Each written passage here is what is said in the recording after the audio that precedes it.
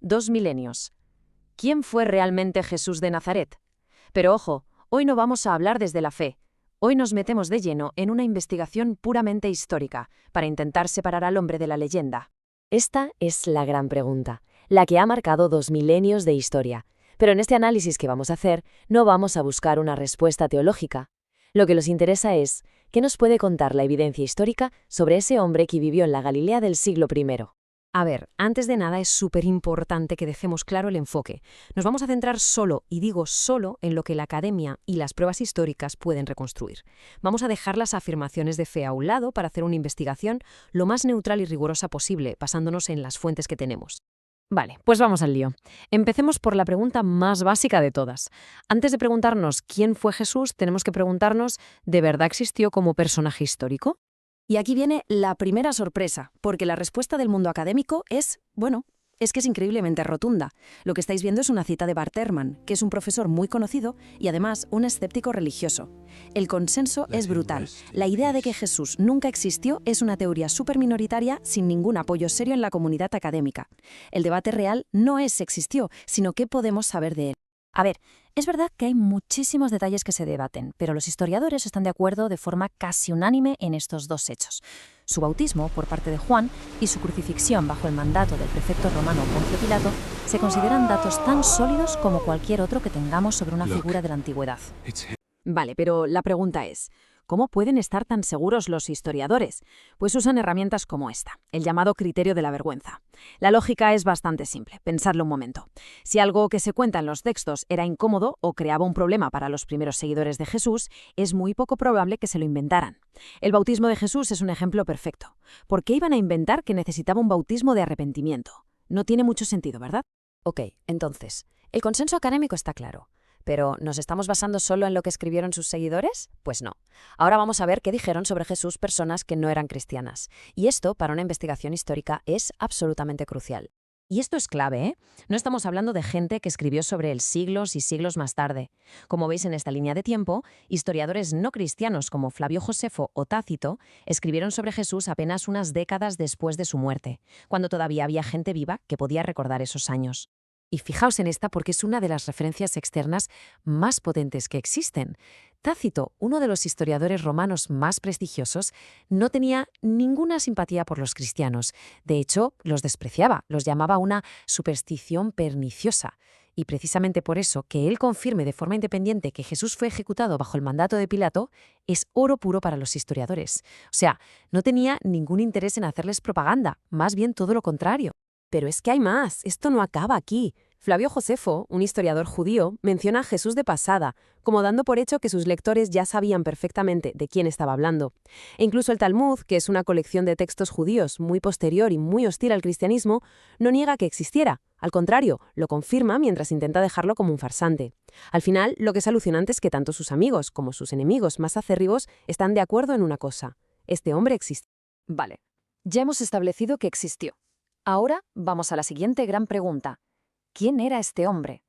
Y para entender su mensaje es absolutamente fundamental ponerlo en su contexto, un judío del siglo I que vivía bajo la ocupación romana. Es que intentar entenderlo fuera de ese mundo es directamente no entender nada. El centro, el corazón de todo lo que predicaba era el reino de Dios. Y esto no era un concepto que él se inventara, para nada. Era una idea con muchísimo peso en la esperanza judía. La gran novedad de Jesús fue la urgencia con la que hablaba de ello, y sobre todo su afirmación de que ese reino no era algo para un futuro lejano, sino que estaba empezando a hacerse realidad en ese mismo momento, a través de él. Y si hablamos de su ética, es que era absolutamente radical para su época. Resumió toda la ley judía en amar a Dios y al prójimo, pero lo más revolucionario fue cómo redefinió la palabra prójimo. En historias como la del buen samaritano, básicamente venía a decir que tu prójimo era también tu enemigo o la gente que la sociedad despreciaba. Y no solo lo decía, lo hacía. Comer con recaudadores de impuestos o tocar a leprosos eran gestos que en su época eran una auténtica bomba, súper provocadores. Y con todo esto, llegamos al final de su vida, un final trágico y violento. Un maestro que hablaba de amor y paz y que termina ejecutado de la forma más brutal posible por el Imperio Romano. La pregunta es obvia, ¿por qué? Y aquí está la clave para entender por qué lo mataron, al menos desde un punto de vista histórico. Aunque sus líos fueran con las autoridades religiosas de allí, quienes lo ejecutaron fueron los romanos. Y la inscripción que pusieron en la cruz, Rey de los Judíos, nos da la razón oficial. Para Roma, cualquiera que se autoproclamara rey en una provincia ocupada era un rebelde, un sedicioso. En resumen, lo mataron porque para Roma era un alborotador político en potencia, una amenaza al poder del César. Punto. Pero claro, la historia no acaba con su muerte. Sus seguidores empezaron a decir que había resucitado. Este es el pilar del cristianismo, y es el punto donde la historia y la fe se separan de una forma más clara. Aquí os presentamos de forma neutral las principales interpretaciones que se manejan. La visión creyente lo considera un hecho real, literal. La escéptica lo explica como fenómenos psicológicos, visiones provocadas por el trauma. Y luego hay una visión intermedia que dice, mira, no sé qué pasó, pero algo extraordinario tuvo que ocurrir para que un grupo de seguidores acobardados se transformara en un movimiento que cambió el mundo. Y todo esto nos lleva a la parte final, a la conclusión, donde es fundamental entender una distinción que los académicos tienen muy, muy clara, la diferencia entre lo que la historia puede afirmar y lo que ya entra en el terreno de la fe. Los expertos suelen hablar de dos conceptos, el Jesús histórico y el Cristo de la fe. No es que sean dos personas distintas, para nada, son dos maneras de acercarse a la misma figura. El Jesús histórico es lo que podemos reconstruir con las herramientas de la historia, con datos y pruebas. El Cristo de la fe es la figura que se adora en la religión. Son, digamos, dos lentes distintas para mirar a la misma persona. Mirad, esta tabla lo resume perfectamente. La historia puede establecer que Jesús existió, que lo crucificaron y que sus seguidores creyeron firmemente que había resucitado. Lo que no puede hacer es determinar si era el Hijo de Dios o si sus milagros eran de verdad sobrenaturales. ¿Por qué? Porque el método histórico, por su propia naturaleza, no puede probar ni desmentir lo sobrenatural. Son preguntas que la historia como disciplina simplemente no puede responder. Pero oye, más allá de lo que cada uno crea, hay un dato histórico que es, innegable su impacto. Que un carpintero de una provincia perdida del imperio, ejecutado como un criminal, se convierta en la figura central de la religión más grande del planeta, es un fenómeno histórico absolutamente increíble.